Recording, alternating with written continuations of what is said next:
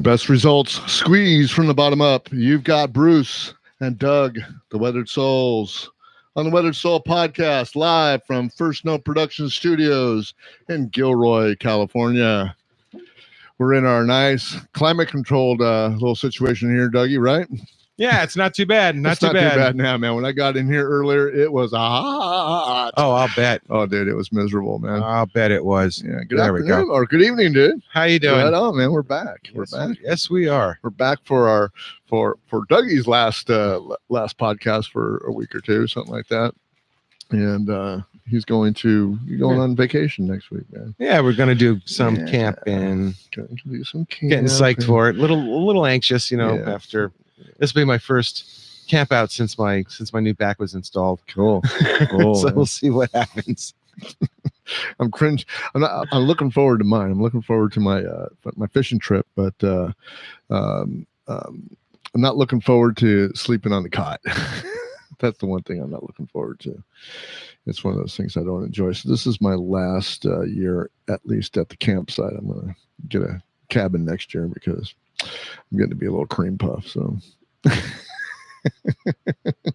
it's a necessity, man. Yeah. I mean, if you can do it, do it upright. But I just can't do the cot anymore. It's so uncomfortable. I'd rather get some good sleep and do some good fishing and be able to drink a lot, all that stuff. And I used to camp with a cot when we'd go on long campouts when I was a kid. Yeah. And it was a pretty lightweight cot. It was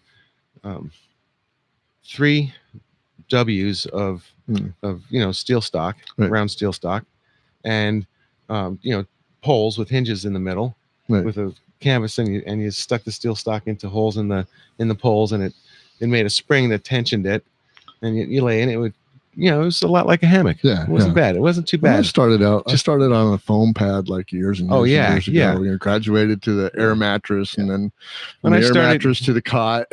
When I started camping, they didn't even have foam pads yet, dude. I've got a tent big enough where I can put a queen size bed in it.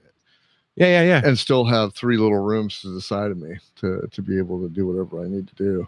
Yeah, for the dogs. Yeah, for the dogs. But I even looked at that and I'm going like, I don't want to haul my queen size bed up to the we've got the campsite. We've got a queen size cot now. It's really comfortable.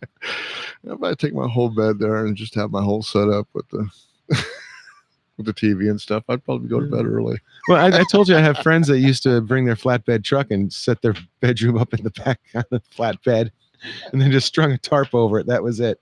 Right. One of these days, I'm going to have to do something with these cords, dude. They're just bugging the hell out of me. We got to go wireless one of these days. And the only way we're going to go wireless is if you support the Weathered Soul podcast. Hey, I want to thank you guys for all your downloads and stuff. We're crawling up in numbers slowly, but we'd like to have more. So if you enjoy this podcast, please share it with somebody that even if it's some background noise while you're going on your merry way to your commute or anything like that, going on vacation. Just turn us on and just let us go. We'll entertain you, and if not, put you to sleep. So just think, if we could get enough listeners, then somebody like YouTube would come and sponsor us and say, hey, we'll give you advertisers. Well, the absolute positive place that you can get us all the time is at the Weathered Soul podcast.libsyn.com. And if I don't make some money out of this pretty soon, get some little followers around here that want to donate $1 to have some extra content, some of that good stuff you hear like after the show, because we do the free pre-show. We go on anywhere from 20 to 30 minutes early. Sometimes we only did a 5-minute, maybe 5-minute show today, but we actually do another podcast after, and we just kind of sit around and talk and bullshit a little bit. And I don't know if it's any more personal stuff, but it's extra content. And for $1 a month, for as little as $1 a month, you can be a patron. Yeah. And then we'll be able to get new little freaking mic condoms and make sure that the laptop stays clean, all that stuff that it takes to run this show. But I appreciate you guys listening. I'll tell you that right now. Yeah. And for some of your best fans, if they come into the post show and get the extra content, content, they might be able to actually hear me call you an ignorant slut. Absolutely, that's true. I forgot about, and we talk about the Oreo cookie. How you are the, the ultra, the ultra conservative and hyper liberal, right? So you're you're the hard outside, and I'm the creamy middle inside. Crunchy. We are kind of the perfect Oreo cookie. Absolutely. Wow, radio silence. I'm not supposed to have that. But anyway, yeah, so we are taking people at Patreon. If you want to come in and get some extra content, give us $1 a month and we'll get you at least 4 separate extra contents and things that you just don't see, posts, all kinds of crap that that I put on there because Doug's not the social media warrior that most people are, but he gets around on there. He just doesn't post a lot of anything. So hopefully I get him to post some editorials that counter my editorials that are all over the Weathered Soul podcast Facebook page. Best way to get in touch with me through social media is to tell somebody I know. That's right. And then we'll let you know. Actually, it's funny. I had an old coworker get in touch with Abby on Facebook. Yeah. And just to touch base, Mm-hmm. It's like Dougie, call. Yeah, Doug. Bill says, "How you doing?" Bill says, "How you doing?" Call him. Yeah, send him my number, would you? Well, that's one way to do it. Yeah. Have Facebook be your secretary. But yeah, we also have a Facebook page, and you just type into your little search engine, the Weathered Soul Podcast. It'll take you right to the podcast page or the group page, and we get together and we banter back and forth, some of us, and sometimes we private message, and sometimes we just get on there, and I post a whole lot of stuff on there that probably Dougie wouldn't like, but it's okay. It's just me, and I always name it mine. This is mine. This is my opinion. So one of these days we'll get Dougie to make an opinion piece, and I'll post it for him. All he has to do is write it out. You can send it to me, and I'll put it on there and say it's from Dougie. Yeah. There we go. Yeah, I like it that way. Absolutely. And you can also get us on iTunes. You can get us on Stitcher, and you can get us on radio.com, and all your little popular podcatchers, you can catch us there, man. That's where we're at. Okay. You're boring me, man. Let's get to the content. Okay, so we're going to get to the content right now. we'll talk about Gilroy later. Actually, we're not going to talk about Gilroy later. We're going to talk about Gilroy now. We just got the latest edition of Gilroy Life, and it's I think it's a semi-weekly newspaper. Like it comes out every 2 weeks or something like that. Yeah. And a lot of you communities have these little papers like this, and they keep you up to date on some of the stuff that the other newspaper does. And I don't even know if it's supported by the same newspaper. I have no idea. But anyway, so we've had this Islamic mosque that they've been trying to build in the area for as long as I can remember. It's been going on, and they're just having delay after delay after delay, and for 13 years actually. So before I even got here, it was going on. So, man, I don't have any feelings about this other than why in the fuck is the government trying to stop these people from building a mosque? Right. If you wanted to put up, a Christian church somewhere, they'd let you do it in an old bar. Yeah, well, you know what? I'll tell you what. I'll tell you something about that, because I've got a lot of experience in that. When the church that I belonged to years ago, I'm no longer going to church, but that's another story. But the church that I went to a long time ago wanted to change locations in San Jose, and it took pretty much an act of God for them to get that right to be able to take care of this building. I mean, they make you jump through freaking hoops and hollers, and we had to go to the city council to actually, get down there and go look, this is good for the community, blah, blah, blah. And well, what do you mean by the building? Just a place for your church meetings? Yeah, or no, just a place to relocate the church. Well, what did the church consist of? The church was an evangelical church. I mean, it was just. Well, were the classrooms and there's a whole bunch of stuff. Well, sure, it was a campus. It was campus. Yeah. That's a lot. Yeah, I understand it's a lot. If you just want to have a couple of rows of pews and a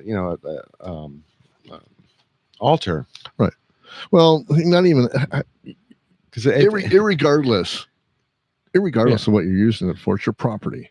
They bought this property probably more than 13 years ago. Oh, here they haven't even broke ground. Yeah, what you're talking about, you have health and safety standards that have to be met before you can start moving kids in we there. We understand that. No, believe me, when this church was built, they understood all the ramifications that go big, ghost ship fire and all that crap, right? They absolutely went through all the legal hoops and binds. The problem was it was just because it was a church. People were having a problem with it. And the same thing happens here at South Valley Community, because they own some land that they built some houses on, I believe. And that took them an act of God to get that through, where people didn't want them to build. I think they finally built because everybody else is building back there. But that was a big thing that they were fighting against. Well, if they're going tax exempt with it, then there should be extra scrutiny to make sure that it's being used for the proper purposes. Yeah, but that's another subject for another day, because basically I think that churches should pay taxes, but that's just my personal belief. Right.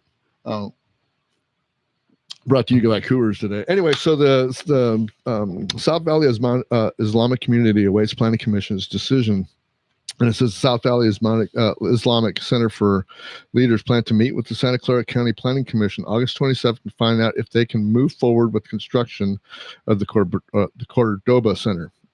The mosque and religious facility has garnered opposition from some San Martin residents concerned about the environmental impact of the project. I'm really rolling in my eyes right now. The SVIC members have gone down a long road to build a site for local Muslims to practice their faith. On Friday afternoons, Muslims now meet in a converted San Martin barn that can hold up to 50 people. Located behind the home of a member of its faith community, this small mosque was meant to be a temporary site for 2 years. So for 13 years, the members of the temple worked to develop the Cordoba Center site, situated on a 15.8-acre Monterey Road, mile or so north of the village of San Martin. So in between San Martin and Morgan Hill. So they finally got the tall frame, the little frame they make you put up so you can see what it's going to look like. Yeah, the outline, that's silliness.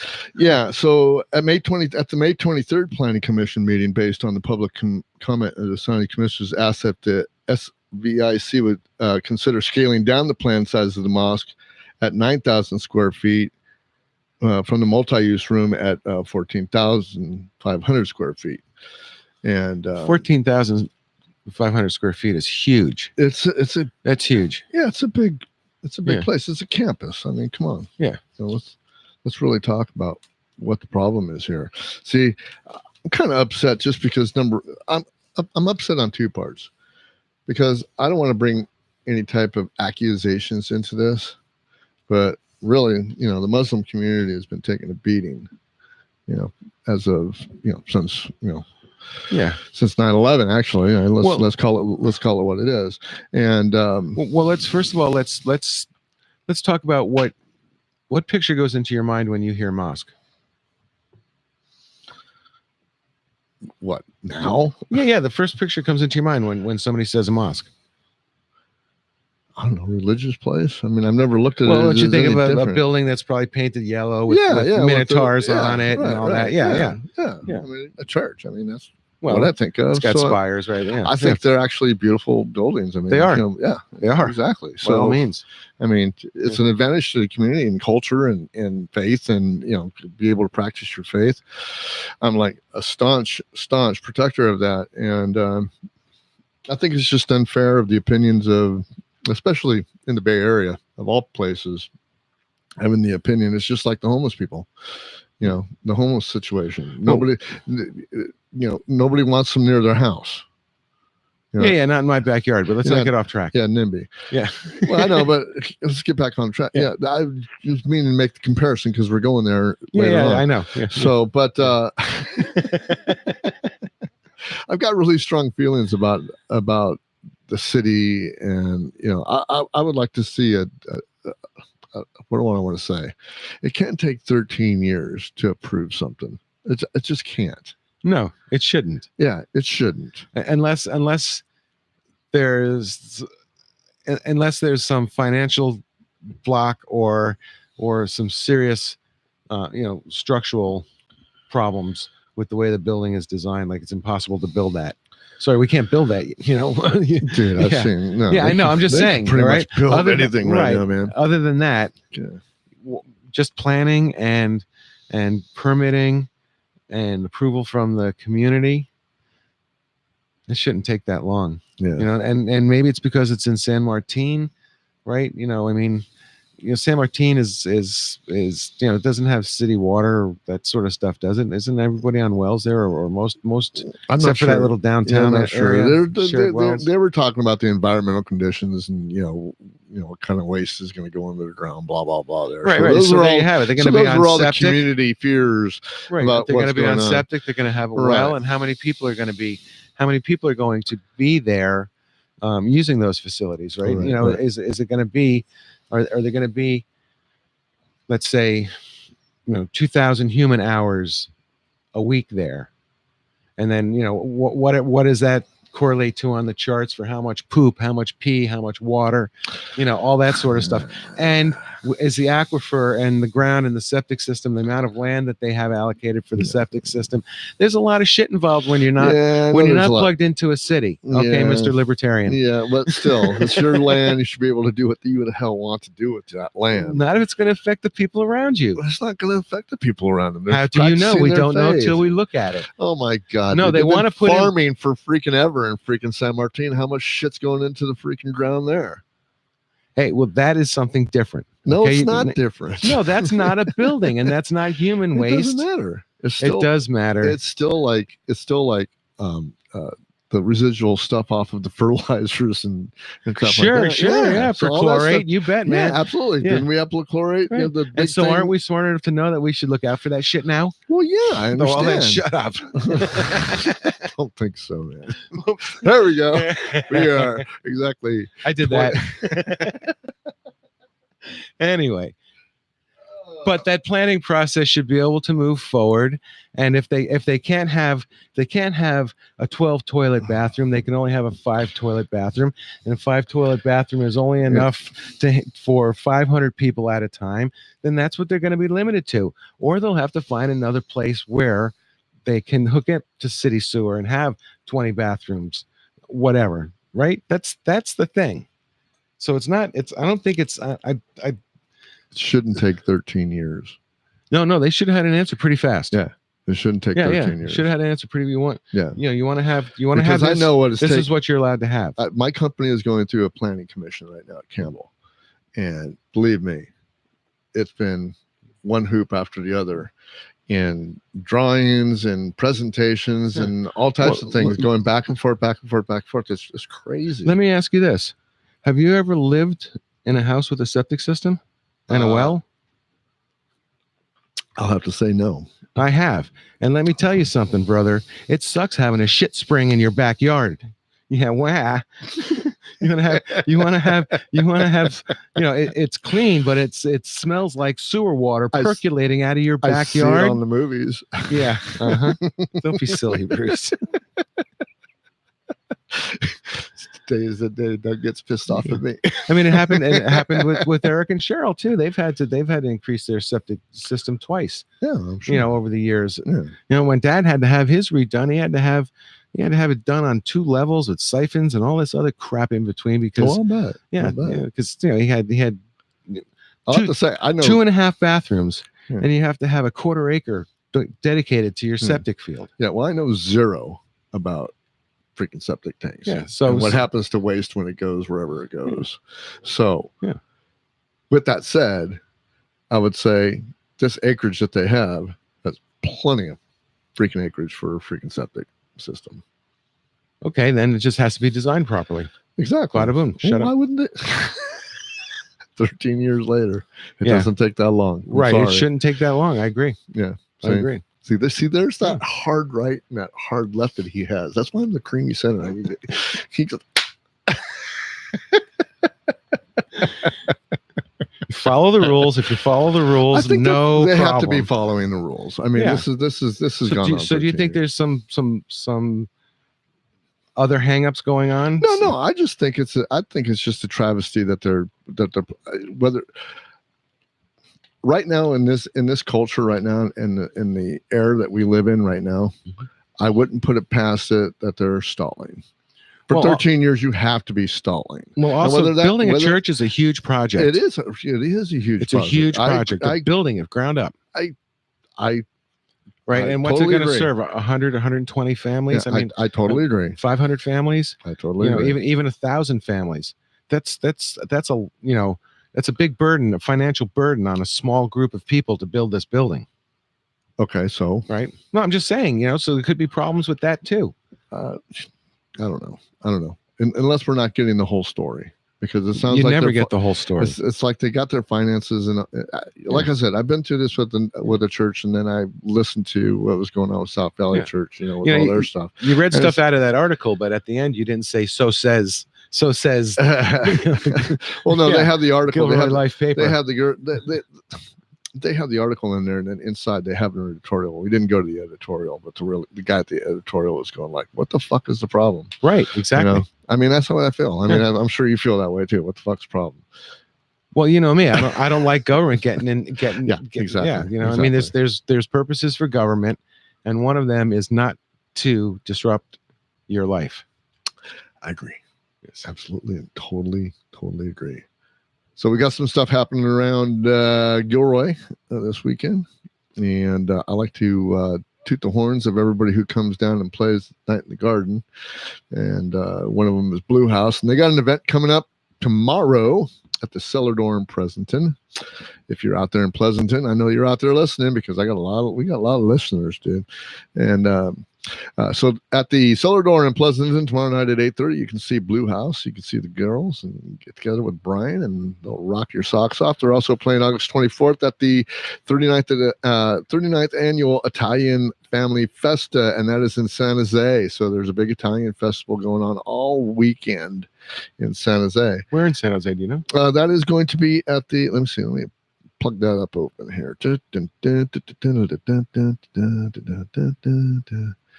Trying to think where the Italian section of San Jose is. I'm still looking for it here. You need to keep freaking talking. Okay.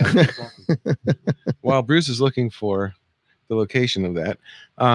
No, so anyway, that would be fun if it's not too far away. If it's in North San Jose, well, that's a little bit far for us. But if it's down south, Burnell, something like that. Oh, it's over at the Heritage Museum, over by the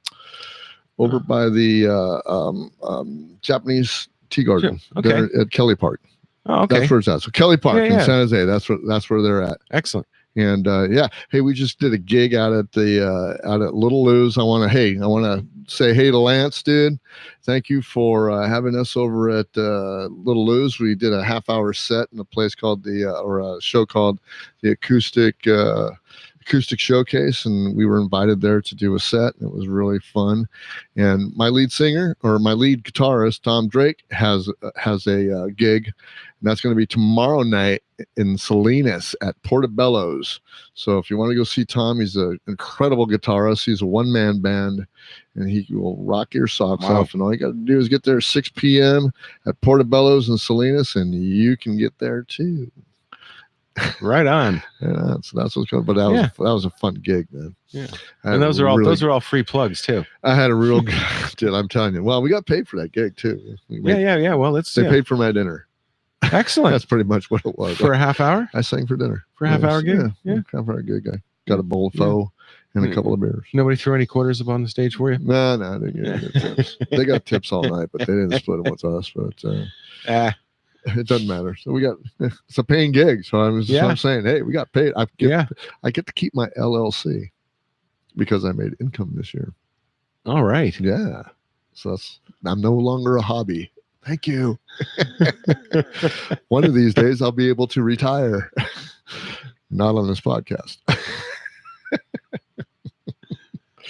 Got a homeless, or from it. Got a homeless problem, man. Oh God. Isn't it sad? It really is sad. It's just amazing that the situation at hand that was is that you? No. Oh, that's me. Hold on a minute. Oh, there we go. Yeah, turn my speakers off. Who was that saying? A homeless person? I don't know. Fox News does some weird stuff. But I took this. They've been doing a series about the four major metropolitans up the West Coast. They went to L.A., San Francisco, Portland, and Seattle, and I've been reading them every day. And this one just happened to get published this morning, and I was reading it about Seattle. But the whole gist of the whole situation is that I think when the homeless problem started, I mean, when did you notice the homeless problem started getting like way out of hand? I mean, like you're seeing stuff that you never saw before. Radio silence. No, I'm trying to. I was living in Connecticut at the time, and I'm trying to remember if it was in the late 70s, early 80s, or if it was in the mid to late 80s when they closed all of the state mental hospitals. Right. Wow, was that a federal thing or something like that? Because California did the same thing. You know, yeah, they cut the funding. I think I'm pretty sure it was Ronnie Reagan. I'm pretty sure. And what was that? Was that an executive order or just they cut the funding? Yeah. Right out. Congressional budget cut type thing, I believe. I was pretty young and stupid at the time. I didn't pay attention to much, except I knew that friends of mine got jobs turning the mental hospital into condos. I gotta say, and all of the people from the mental hospital were living under bridges. I remember that. Yeah, I gotta say that if being a libertarian as I am, I was too young at the time to freaking give a shit about it either. But now that I think about it, I'm going like, as a libertarian, that'd probably be something that I would have supported voluntarily to have some tax taken out for them to do something. Well, we didn't want to. Yeah, we wanted. Well, I don't know why we wanted not to pay for those people anymore. I mean, who's we? I mean, we Americans who voted into office the lawmakers who passed that budget. Yeah, there's a lot of lawmakers in the office right now that are doing a lot of stuff that I don't like. I mean, so it's still we. Yeah, doesn't matter. It's still we. Unfortunately, that's what happens when you're on a team, man. We got to be careful. We got to be careful that of the next we's that we pick. So, but anyway, so this homeless situation the next who we pick. Yeah, the next who we pick. Yeah, yes. The next who we pick. Exactly. And no, so Seattle residents blame inefficient elected officials for homeless problem, and they say they've lost faith in the system. But also in the same breath, what they're saying is the Seattle government is saying that it's the problem of it's the problem of the corporations that are there. So in Seattle, so Dayline Seattle, the richest man in America calls Seattle home, and so do thousands of others who are forced in the streets because they're too poor, too addicted, or too detached from reality. And at night, the city's homeless sleep wherever they can in tents crammed into parking lots. I mean, blah, blah, blah. We've heard this, in every single metropolitan down the West Coast. We've got that problem. I think I remember seeing, really, when I actually knew that, man, the homeless place was growing is when I started seeing tents on the freeway. And that's only been going on for about maybe 8 years, 9 years. Really? That I remember seeing actual tents and stuff that were lining the freeway. Oh, you mean when all the good spots are taken and people started coming out of the right out of the bushes. Yeah, and it's just well, of course you just never saw them before, and now there's so many that they're popping up all over the place. You could go by a big highway intersection or something there, all that lot space that's there is usually filled with tents and homeless people.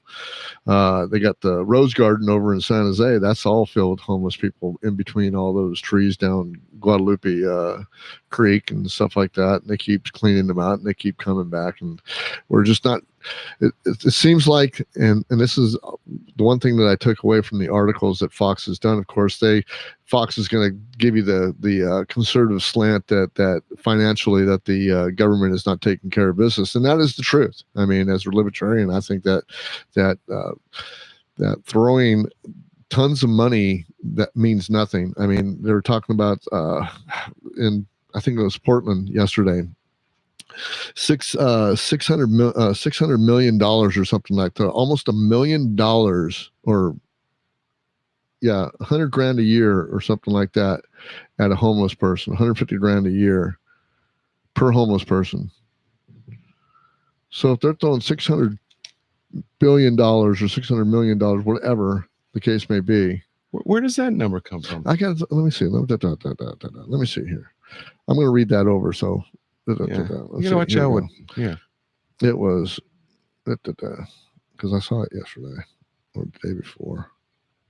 We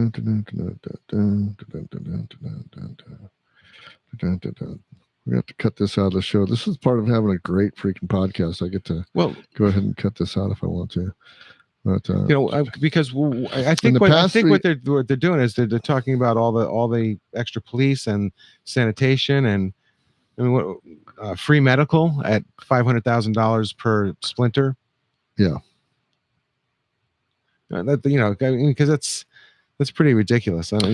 Well, it was, to make a long story short, what it was is that the cities were spending so much money on the homeless population that it became like, if you just given those people money, those ones that were going to be able to use it, or just give them all the fucking money. I mean, you fucked it up anyway. It's not helping them out.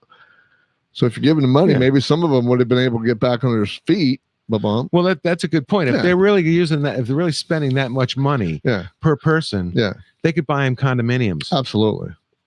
There you go. Yeah. So that's bullshit. That's a bullshit number. It is bullshit. Sorry. I'll have to say it's a bullshit number. I gotta call bullshit on that. I'm gonna find that little quote and I'll bring it up to you. I'll post it. It's either that or if they get rid of all of the people who are providing those services that cost so much, then the homeless population is going to double because there'll be unemployed people everywhere. Right. That's a lot of friggin' money to take out of the economy. It is. Unless there's not that many homeless. I mean, maybe there's only 3 homeless people up there, right? So it's it's only $300,000 a year. The okay, here it is. I'm gonna read it. I got it right here. So California accounts for most of the country's homeless population, despite throwing hundreds of millions of dollars at the problem. The number of homeless in Los Angeles County has risen for the 3rd time in 4 years. The most recent count released in June by the Los Angeles County Homeless Service Authority shows that there are nearly 60,000 homeless people living without permanent shelter on any given night in the city of Los Angeles. The number of homeless in 2019 jumped 16% to 36,000, while the number of chronically homeless who have been living on the streets for more than a year rose by 17%. A staggering 3/4 of the city's homeless population is unsheltered. The sobering statistics come after a 2-year voter-approved tax hikes and a $619 million effort last year to tackle the problem through social services and new housing. This is the one that was from Los Angeles. Okay. So they threw $600 million or $619 million last year at a problem of 60,000 homeless people. You do the math. Yeah, I think those numbers are bullshit. What numbers? The numbers that you're saying. The homeless people? I think, the number is homeless? The number and the amount of money they're spending. I couldn't tell you one way or the other where that money came from. Well, the money came from taxes. I mean, Los Angeles County is. They didn't print it. Well, you never know. Los Angeles County is a pretty wealthy county, I would imagine. Well, yeah, and it's also a big county, so it's got it's got a lot of taxpayers and a lot of rich people. Yeah, and a lot of poor people too. Yeah, a lot of poor people. Yeah, a lot of poor people. Yeah. You ever gone through? Was it Bellflower, Watts, that area? Maybe it's better now, but I had a customer down in that area back in the late 80s, and it was pretty bad. It was bad as Cleveland was, or Detroit for that matter. I mean, just really everything burnt out, weeds growing in the middle of the street, pretty bad looking. And here's another one. So, and this is in Portland. So in the past 3 years, voters in Portland have approved 2 different affordable housing bonds and committed to adding more shelter beds. One of the bond measures would build between 2,400 and 4,000 units at the affordable housing in Multnomah, Clackamas, and Washington counties for $652.8 million. So okay, they're talking about subsidizing housing now. That's different. Right. Right. So that's it's not giving money to. That's giving jobs to people that are building that stuff. Correct. And then there was another one here. Oh, here we go. So in Portland or in Seattle, they're taking a different approach. I mean, the city is failing, the county is failing them because they're just not they're not getting it done. So in July, Grace Lutheran Church in Bellevue donated more than $3.6 million for the homeless services in King County, and when the area's only men's shelter looked like it would be shut down, the team of architects and civil engineers worked together to design pro bono renovation that would bring a shelter up to code. The local company covered the construction costs, but there was still another $75,000 work needed to be done. And earlier this year, Microsoft, Puget Sound Energy, and 84 other high-profile donors chipped in $100,000 each. So... Yeah, they're pretty progressive up there. Well, I'll tell you what. You know what? No, just being charitable isn't progressive. Being charitable is working. No, having places that those charities can give to is progressive. I'm sorry. Having places that those charities can give to is progressive. I mean, that those people can be charity. Having the charities there, and donating to it may just be throwing money at a problem, but exactly. But having the infrastructure set up is progressive. Oh yeah, I think anybody can set up that infrastructure just as long as they don't want to put the money in their pocket. I mean, that's the problem that I have. Yeah, so of any organization that would do that. But anyway, when you get the community together and they're spending their money on something, they're going to spend it right, and the government's never going to spend their money right because they're not spending their money. Their money is our money. So why in the hell do they care about spending our money? They're going to buy the cheapest thing and do it the cheapest way. And, everything's just going to be on the cheap. You're never going to get a quality product from the government. In this homeless situation, you're not going to get a quality product from the government. Sorry. Not going to happen. Ever. Rebut? Well, it all depends. It all depends on who's doing the bidding and the contracting and everything else. If I was the guy in charge, you'd get a decent price. But if you're in a state that says you have to take the lowest bid no matter what, then you get what you pay for. But that's not what they do. That's not what they do now. They don't take the lowest bid. No, they take something in the middle, or they take whoever's nephew needs the most money, or whoever donated to their electoral fund or whatever. Yeah. Anyway, but I think that one of the most tragic things that's going on, besides the mental health issues with people that really don't even belong on the street, and that I know this is a really, really divided issue between people about how to treat the mentally ill. And I'm sorry, I'm one of those guys that go like, if you cannot survive on the street because you're so mentally ill that you can't go in your day-to-day life and somewhat survive without being savaging yourself or whatever, then you should be institutionalized. I mean, but I don't think it should be a prison. I don't think it should be we got to take care of our people, man. And we do, because there's a they're all slivers of different populations. I mean, some of them are drug addicts, some of them are mentally ill, some of them are homeless veterans. A lot of them are people that were living paycheck to paycheck, and man, they got fired, and that was it. I mean, it's hard to get back on the wagon again. We talked about that. Total different levels of that. With my job, of the past, I haven't been doing it for 10 years, but I've been to a lot of cities. You name it, I've been there. I've been to almost every single state in the country. Yeah. I missed the Dakota, but that really doesn't count. Well, nothing personal. We love North Dakota. We love South Dakota. Honest. I think back in of the pictures that I see in Hollywood and then in the Depression era, where there were shanty towns that were popping up everywhere, of course. Yeah. And in the movie Bonnie and Clyde, they went to this shanty town that's on the side of this riverbed or lake or wherever it was. That little community of might have been a whole family, but it might have been some people from the community. They just all got together and Grapes of Wrath. Yeah, Grapes of Wrath. Yeah, so I mean, a little commune there. So it just doesn't seem that it's too unfeasible to be able to accommodate, our homeless problem. Right. I mean, we're too rich. We're too rich. Let's go back. Dude. Let's go back to the numbers you said before. What are they saying in LA? 40,000 people are homeless. There's 60,000 people. 60,000. Okay, now I'm going to give you the number on that because they broke it down. Here's what they broke down to. Because the population is 4 million. They broke it down to people on the street, people in hospitals. Now, whether that's the total population of hospitals or certain institutional hospitals, I believe they said prisons, and one other factor. Oh, people that were in trailers that were moving around that were in, so they weren't counting the trailers before. So that's like. So they're saying 60,000 people in some kind of a transitional mode of, and they're talking about the prison. I guess who's ever. So out of 4 million people, there's 60,000 that are homeless. Yep.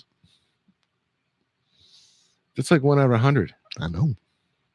Those numbers aren't right. I don't know, man. Bullshit. That's what they're saying. Bullshit. Sorry. I'm saying the county probably. Maybe the county. The county. I'm thinking the county. I'm thinking. I think the city. But I mean, they're all concentrated. I mean, I hear Los Angeles is just a mess of San Francisco. They got their little area. So I couldn't imagine, dude. I just, I saw what I saw in San Francisco the last time I was there when I was on 3rd and King. We went to the game. And there was, Oh yeah, they've gotten more aggressive. I mean, the homeless have gotten way more aggressive. I mean, they were aggressively panhandling the last time I was there. Yeah. Well, they do that sometimes. I used to have to. More and more. Listen, I used to have to skip between, heroin needles and human feces to get some to my customers in San Francisco because these photo labs are in the back alleys and stuff. And it was pretty bad. It's a sickening situation, dude. I totally agree with you. I think it's just atrocious that's going on. But most of those people were mentally ill. I'm telling you right now, they were. It's almost like a little society. It's like man, I write poems. I write lyrics. I write poems, man. Look, but I'm just in a bad way. I'm living in this tent. Yeah. But they're stoned as hell on heroin. It's like, it's like that's a sickness, And then there's like I was telling you about, felt like in Japan. It's like at the train station, there's different levels. It was like guys that had neat little boxes set up with all their little trinkets from home and a pad. And they had clothes and fresh socks, and then there was the ones that were like in a heap down at the bottom of the staircases, right, in the dark, and it's a shame because other societies and other places deal with this stuff differently, and it's a little bit harsher than we are. Yeah, but nonetheless, I think ignoring them is cruel. Yeah, we're going to come back to that here real quick. So another thing that's going on in Gilroy today and this weekend is my buddy Mark Fenichel and his band Cook and Fenny. And tonight, actually, they're playing right now until 9:30 over at Little Lou's Barbecue again. Or excuse me, I'm sorry, that's not. That's the one that I played with them with. Excuse me, I'm sorry. Tonight they're at the Milius. So if you want to shove on down to the Milius right downtown, they're there till 9:30. Cook and Fenny, they got a great show going on. Let's go. We're gonna get out of here.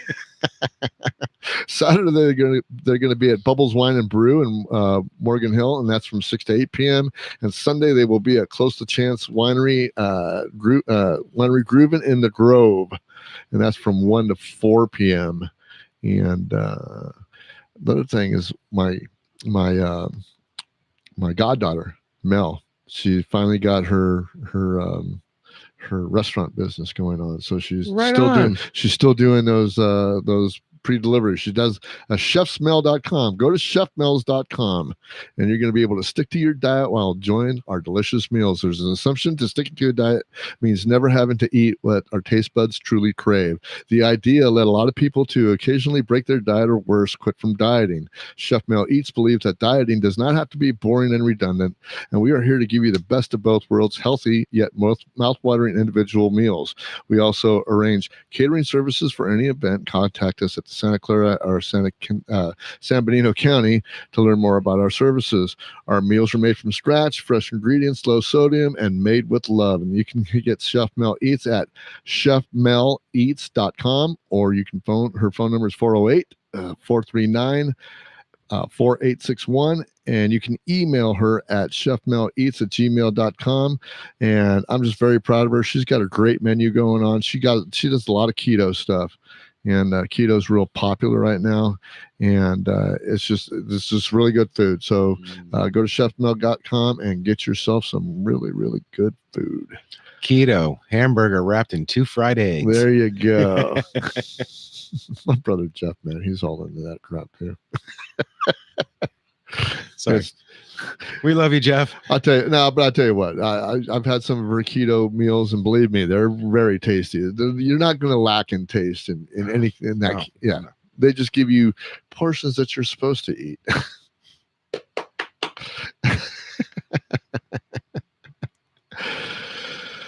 So anyway, one more guy, Michael Gaither, and he's going to be here on September 21st for the Night in the Garden end of summer concert, and we'd love you to come. All you got to do is go to eventbrite.com and click or search Night in the Garden, and it'll take you to all my shows. And the last show of the year is going to be on September 21st, and it's going to feature Michael Gaither and his new best friends. And then Wednesday on the 28th, Michael's on Main in SoCal. He's going to be there, and he will be there. Let's see, it's called Folking Funny, featuring Michael Gaither, Russell Bruch, Hannah Cooper, and Mitty Spear, hosted by Janet Cruteau. 7:30 show. Tickets are $10 at Michael's on Main. And then Friday, August 30th, the Capitola Wine Bar, no cover. That's from 7 to 10. And then Friday, September 6th at the Steel Bonnet Brewing Company. That's in Scotts Valley. So if you want to go out and see Michael Gaither, that's where he's at. So back to the homeless problem. So we got a situation where I was involved. When I got into my church, I started getting involved with the homeless again. And that was one of my callings. And so I worked with them a bunch. And it took me back to a time where I was dealing with some people that I knew, and others that I was surprised to see there. I won't say their names because they have professional careers visible in the Bay Area, and it was really weird seeing how easy it is to get involved in drugs and become homeless, because I did the same thing. So I'm just going to tell a little story to close out the show. We got about 9 minutes left, something like that. I'm not sure, but we're gonna talk about that a little bit, because it's important for sometimes when you're still a recovering addict. I'll be a recovering addict forever, and it's because of my own choice. Some people have a sickness with their addictions. I'm not going to deny that addiction is a disease, but it's a disease that can be controlled. It's one of those diseases that you control if you've got the fortitude and the gumption to do it. So, and there's all kinds of addictions that you can have. I mean, I'm not going to say that I'm not addicted to something or right now. I mean, because you just, there's things that you do OCD wise that are just as much as an addiction as whether it be alcohol or whether it be drugs or sex or, whatever. Do you get itchy if you miss a podcast? No, but I feel real bad. Right on. I feel real bad for our other 4 listeners. Go on.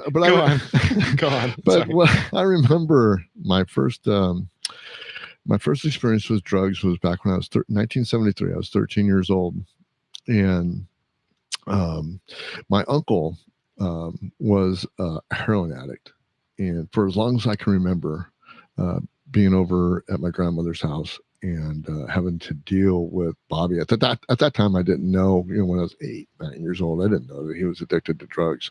But as I got older, things started happening. He started landing in juvenile hall and prison and stuff like that, come back in it, out and stuff. And I remember one year, I was staying at my grandmother's for the summer, and he came home. And I remember him coming home, and we always would party, when anybody came home. Mexicans don't need too much of a excuse to party, because that's what we do. But anyway, so he came home, and I remember distinctly him looking at me, and he gave me a joint, and then he goes like, "Don't ever do this stuff." And I took the joint, and I hid the joint.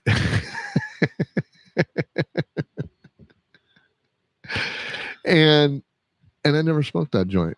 Actually, I think I threw it away. I got so scared of the prospect of, oh shit, am I going to turn out like, him? Wow. And I got scared. But then that summer, all of us in the neighborhood were coming of age, and there were some older kids that, were running around, and that ran in our same group. They were just the older guys. They come and go, because they were into girls and cars, and we didn't have cars yet or stuff like that. We're just going around freaking being punks around the neighborhood, at the pool and stuff like that. Lived in a trailer park. Total white trash trailer park story. And one of the older people, I think, actually introduced us. I think I smoked a bong for my first time out in front of the trailer park. And like a dumbass, they hey, if you drink the bong water, you'll get real stoned. So did that too. Yeah. But that was the start of me smoking marijuana. Now, I figured that would have turned you off. That was a brand new experience, but nonetheless, it was a pleasing. So I still indulge today. It's one of the very one vice that I have still left, and I don't think that attributed to my addiction, because my addiction was a lot worse than using marijuana. You don't call Coors a vice? Coors? No, that was kind of a stupidity. I don't drink Coors anymore. I drink good beer. Oh, Corona. Sorry. Just like I drink good whiskey. Well, so is the C and the white label. Yeah. So anyway. Yeah, it wasn't actually until I started being my delinquent self. I had a lot of problems, not psychologically, but a lot of problems going on in my head back, when I was a junior and senior in high school. And I did graduate, my senior year. I ended up quitting school with 20 credits to go, something like that. Stupid. But if you showed up at graduation, they would have given you a little flip. They would have flipped you a little card. Probably, maybe. You never know. Yeah, but, it might have said "See me later" in it, but yeah.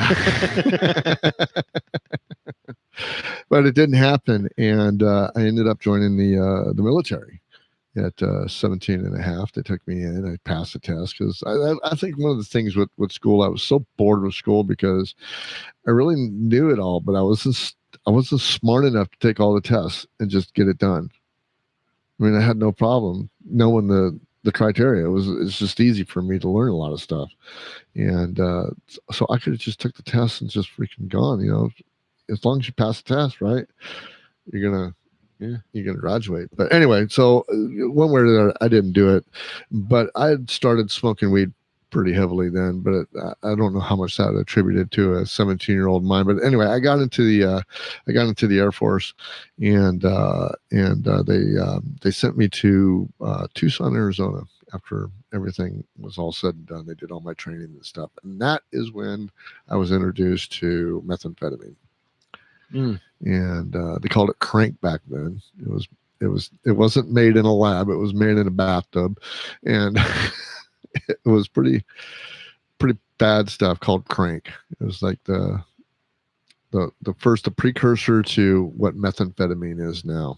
And it was some pretty nasty stuff, but it made you feel great.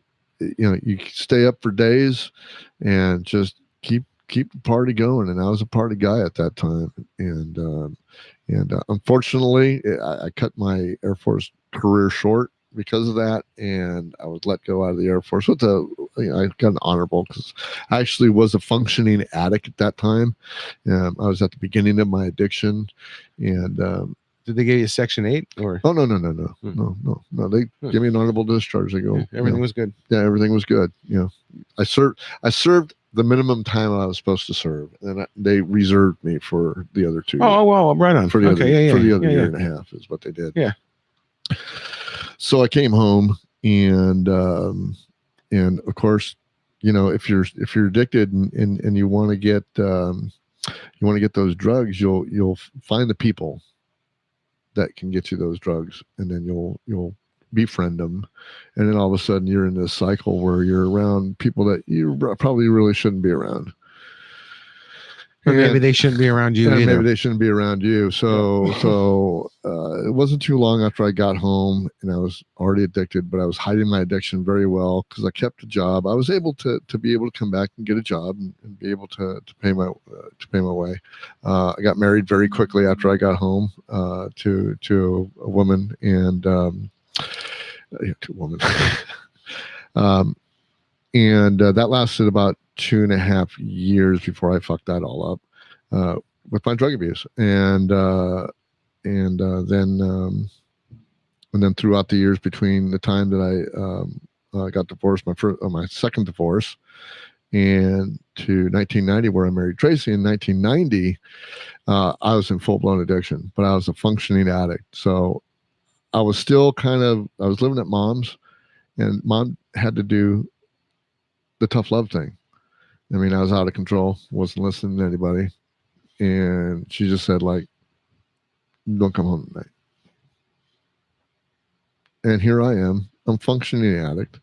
I'm making enough to eat, drink, party. And that's about it.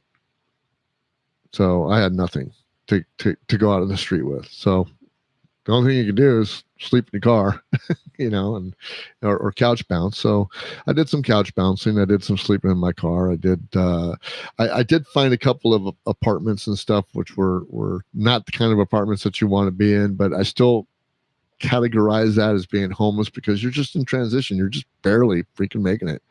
You're realizing now that you're going like, oh shit, I got to pay rent. I got to do this. I got to do that. Blah, blah, blah, blah, blah, blah. Right. Welcome to life. Welcome to life, and then all of a sudden you're just going like, well, I can't do what I do. I can't do what I do.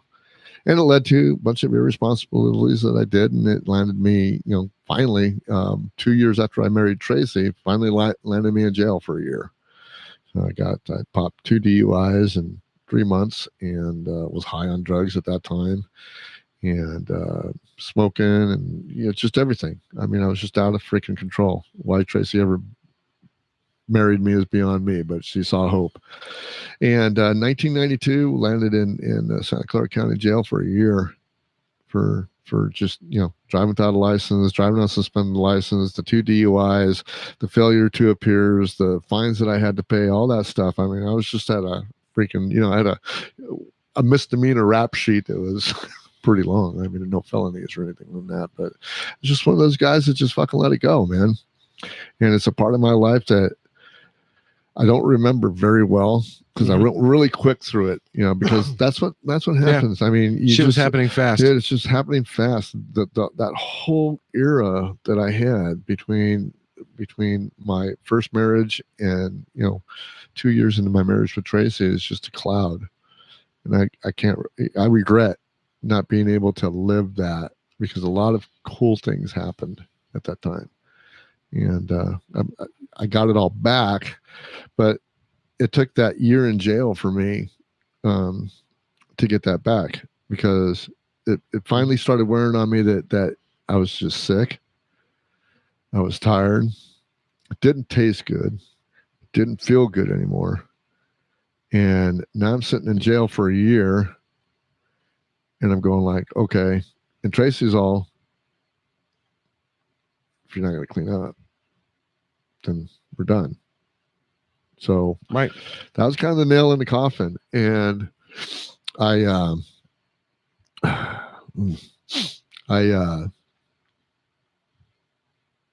had to make a decision. So when I made that decision, I'm a man of faith. I believe in God. And I got a feeling that, there's many times that I think God has touched me. And one of those times was then because I quit, there was drugs in there. There was drugs there in the jail. I mean, I could get whatever I wanted.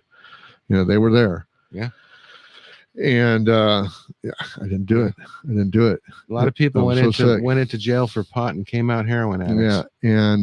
And I just stopped doing everything. And I went through cold turkey by myself in a bunk in a freaking bunk of everybody in a dormitory, and it was the worst feeling of my life. And they kind of knew what was going on with me, but they weren't going to put me in the infirmary for it unless I was. Oh my gosh! So we're gonna have to cut this out.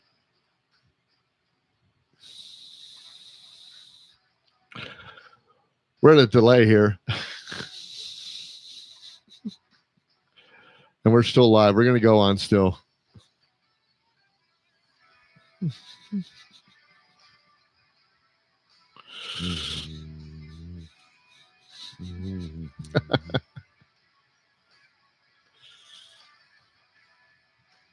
Crank it up.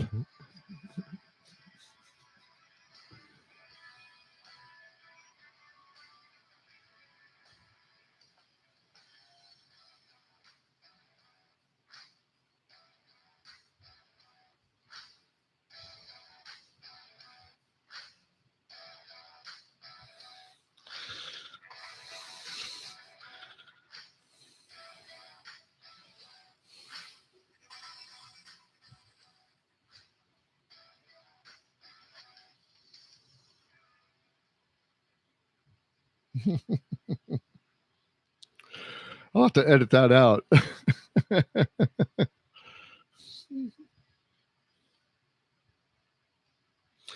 I thought I put the short one in there. I guess not.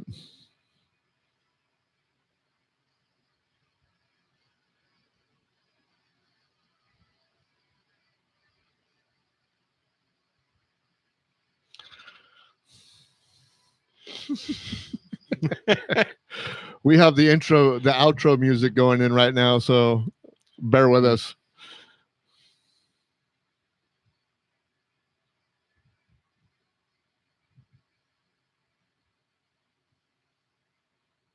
All right. So back to what I was saying is that I could get anything I wanted there in the jail, and I just decided that I didn't want to do it. Like I said, I went through the whole withdrawal symptoms in there, and never went to the infirmary or anything. But that happened very early, before I got a job in the jail and blah blah blah. Got released, 8 months into my sentence, and then I had to work outside the jail after I would go to work.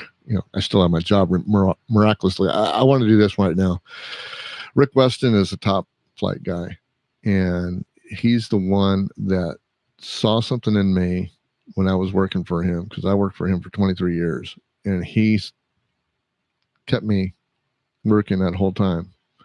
And I gotta give it to him, because no other employer would have ever put up with something like that. And take some special people to understand, I guess what people go through, and I was able to do it, and by the grace of God, I was able to freaking quit doing drugs. And believe me, for years and years and years, and just like smoking, I started smoking when I was 13 too.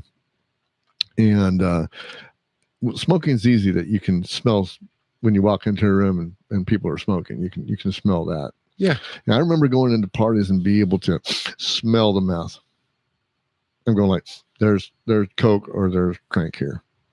Automatically, just I can smell the chemical. Yeah, just you can smell the chemical. And I mean, it took so long for that to dissipate. I can still do it now. Like I said, I'm recovering. But the scariest part is that it's real easy, and I can see how easy it is to slip into that homeless situation, because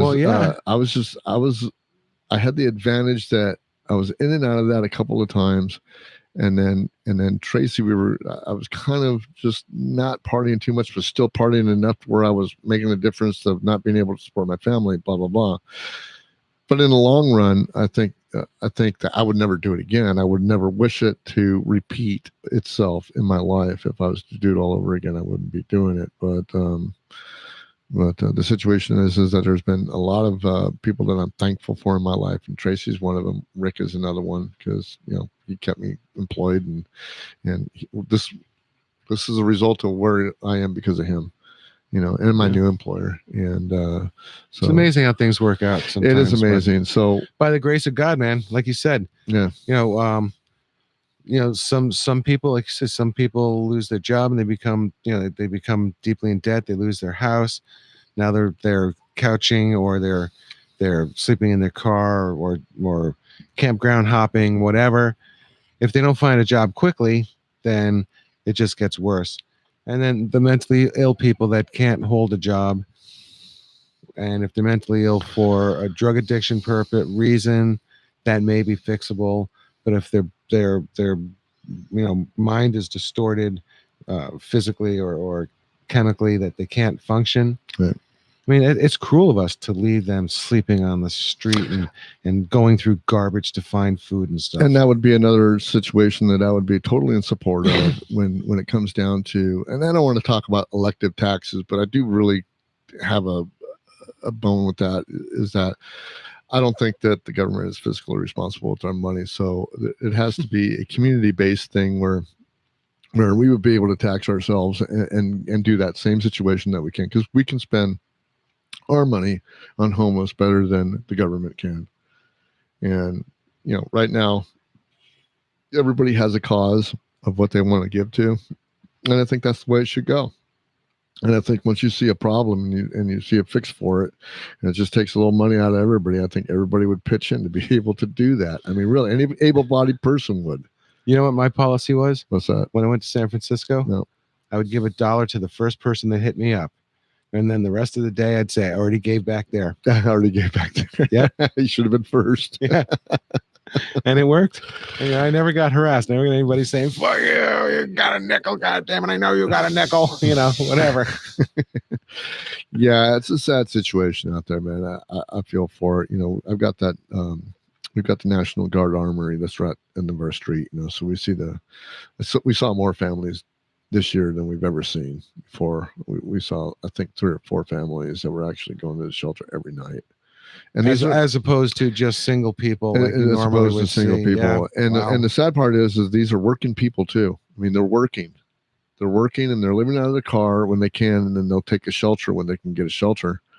And these people are working freaking jobs. And it saddens me that you get caught in this catch-22 situation where you're going like, I've got a job, I've got a reasonable place to stay, even though it's a shelter, and I got a chance to make it and stay in California. But yeah, well, that's another thing too. You've got to make a decision at some point where to cut your losses, because somebody in that situation, if they had the resources to like get to Fresno, right, and do the same work, they find the same work, let's say, correct, whatever they're doing, landscaping, house cleaning, whatever, could afford to live there, right.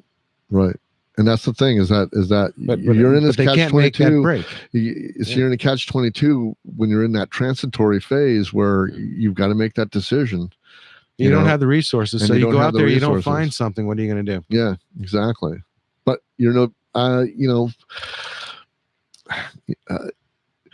gotta say that paycheck to pay, if people are out there paycheck to paycheck, they lost their job before, and then they got a job now that they're going to.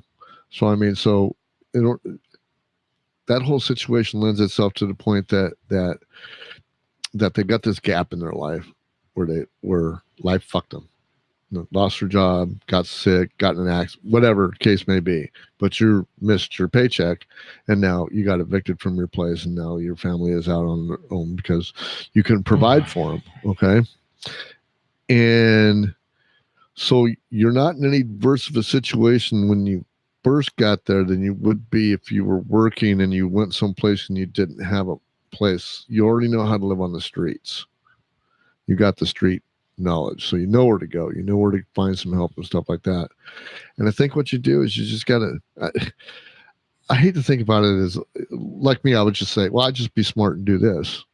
But well, you're going back to like what you said about those movies about the 20s, 30s transition, and people moving west because there wasn't shit left back east for them. Right, exactly. They loaded up the truck, and when the tires blew out, that's where they stopped. Yeah, and I think that's the situation that either we need to provide for people who want to transitory out and go make themselves a living somewhere else.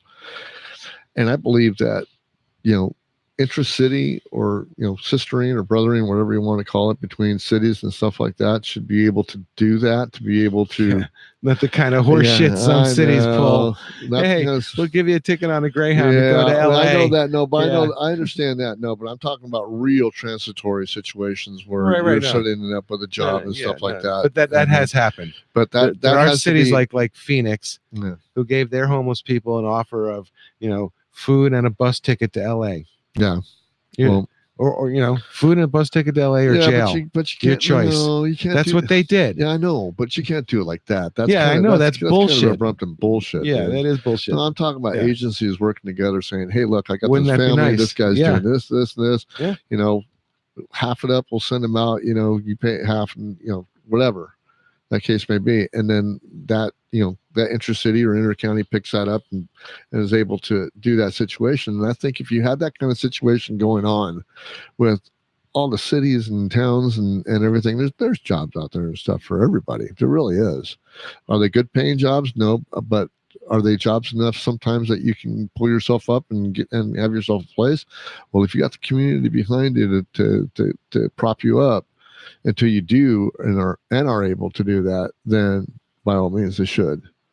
And for all people that want to get out of that homeless situation, that have the gumption, because there's some that don't want to. There's some that just want to be homeless. And then there's the drug addicts. And then there's, we have to have those agencies and those programs for all those people. I mean, they got a program for Anthony. He's never going to be away from us. He's never going to be, I could not shove him out the door and he would live. He would not live. There's no way. He wouldn't live more than a week. And even if he lived that. So I'm all about those programs, for those social services program that help people get out of situations that we can economically get them viable back in our community. And that goes for everything. I mean, pretty much right on down the line. But I think that's one of the solutions that the cities and the counties need to get together for transitory people that want to be able to not be homeless and get their feet back on the ground. It's pretty much a national cause now. I mean, because there's some states that don't have a lot of homelessness, but there's a lot of states that have a lot of land and area and jobs available and stuff like that. So why not? Right. Well, that's another thing too. In places like Minnesota, you lose a lot of homeless people every winter. Right. So there's attrition. Right. But there's that thin line. They have to decide, do I want to go down south where it's warmer, or do I want to stay here where I'm secure and I know everybody and whatever. And it gets down to -20. And it gets down to -20. So, well, it's not -20 here. It's still kind of pretty warm here. We're going to open up the door here pretty soon. We're going to say goodnight because we kind of went over for time, and I got to do a lot of post editing tonight. So, post editing, some post editing. Yeah, I got to do some post editing. I got to pull that. You got to edit posts. Yeah, I got to edit posts, but I want to thank you guys here for being part of the Weathered Soul podcast, and thank you for downloading and listening. Like I said, you can get us on iTunes, you can get us on Google Play, you can get us on Stitcher and radio.com, just to name a few. Go to the Weathered Soul podcast.libsyn.com. And it sounds like Doug, you want to say something? Yeah, quick question. My wife asked Abby how she can do live posts. She has to go to the chat box in YouTube. If you go to the chat box in YouTube, the chat box will come up when you go to our Weathered Soul podcast site, and then you can chat with me because I'm looking at the screen right now. Beautiful. And I would love if people would do that. And I would love if people would do that too. And another way you can chat with us is to go to the Facebook site and just type in your Facebook little search engine, the Weathered Soul podcast, and it'll take you right to the site, and I'll chat with you all day on there. That's watch what you asked for. Right on, brother. Thanks. And you can get us, and you can email me, and I'd love to see your emails at brucetheweatheredsoul@gmail.com. And also, please go to iTunes and subscribe, download, and come on, Get us on the board. Give me a 1, give me a 2, give me a 3, 4, 5-star, and a review. I would love that. Say good night, Dougie. Good night, Dougie. Brother, for best results, squeeze from the bottom up. Happy Friday Eve. We're going to be back with some extra content, and that can only be done shortly at Patreon. Bye. Wow. Yeah, so I checked it out. So it was LA County. So there's about 40.1 million people in LA County, and they're estimating